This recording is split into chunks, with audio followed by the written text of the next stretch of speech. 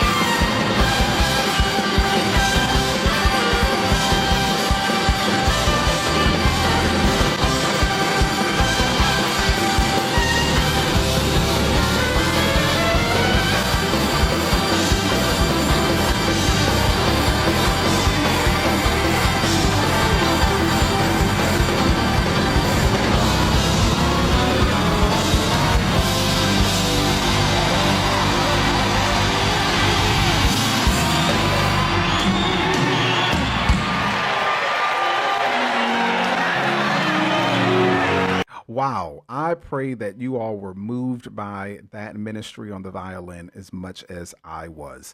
Listen, welcome back to my desk. Dr. Dandridge here, where faith meets thought, history meets today, and the world meets real life. I'm Professor Dandridge, and today we're going to talk about something that's been moving hearts and lifting hands for thousands of years: the use of instruments in praise and worship.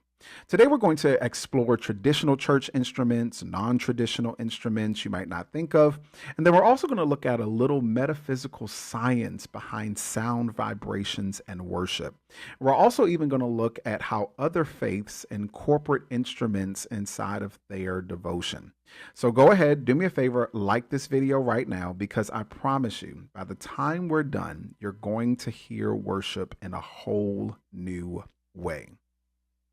In the Bible, music wasn't an afterthought. It was central to worship.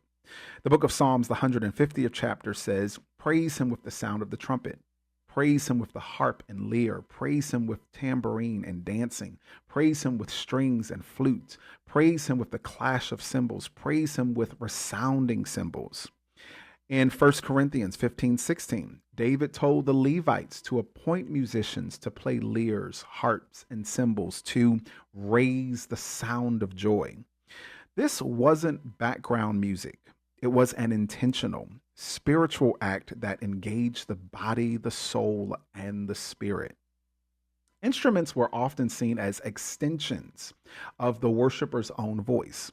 See, a trumpet could shout louder than a man. A harp could weep softer than a human cry.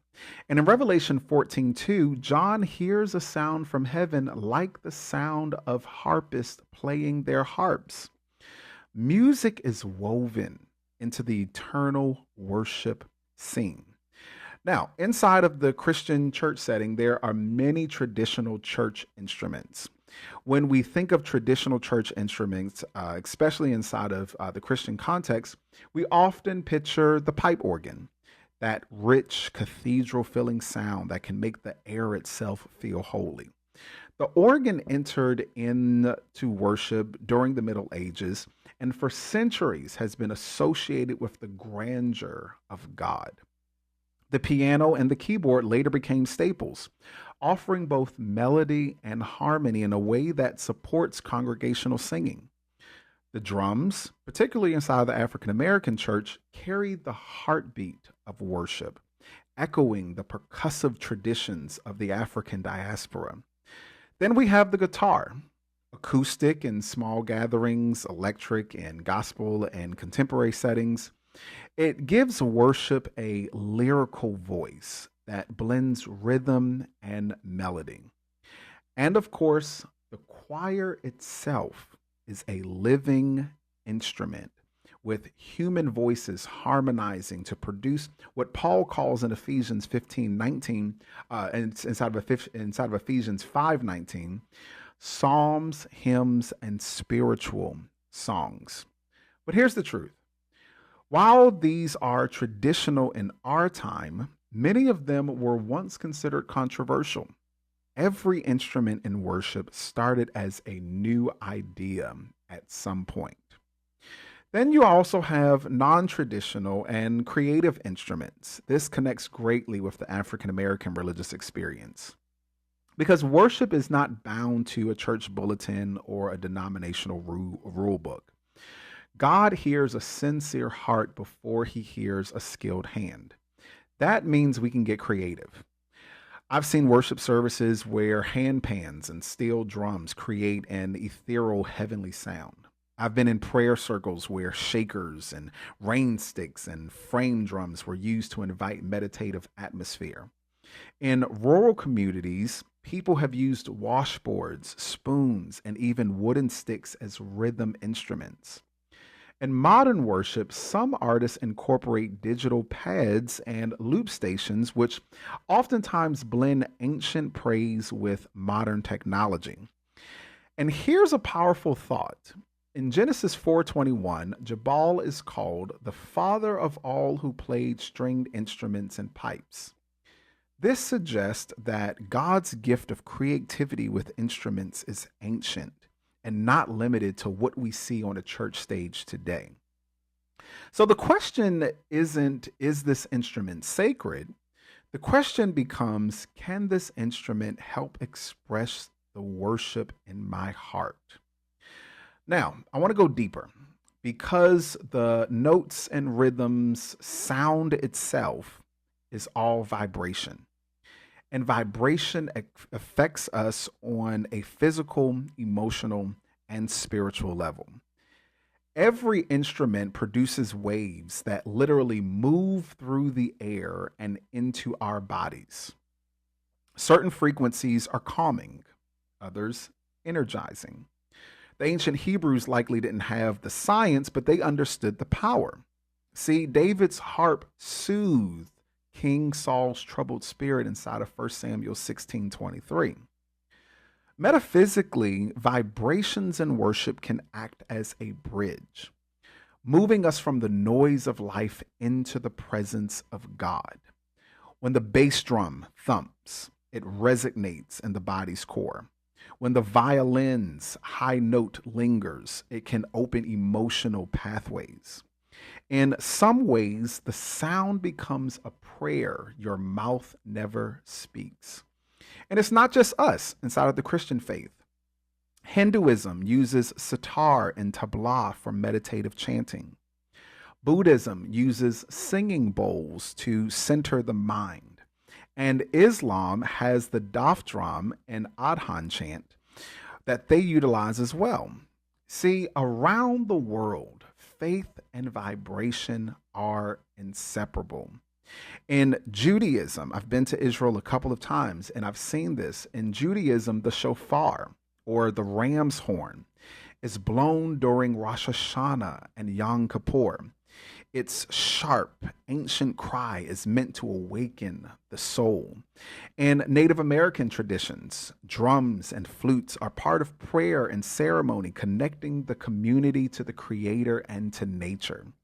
Sufi Muslims use instruments in sacred dance, blending rhythm and movement to enter a state of divine connection.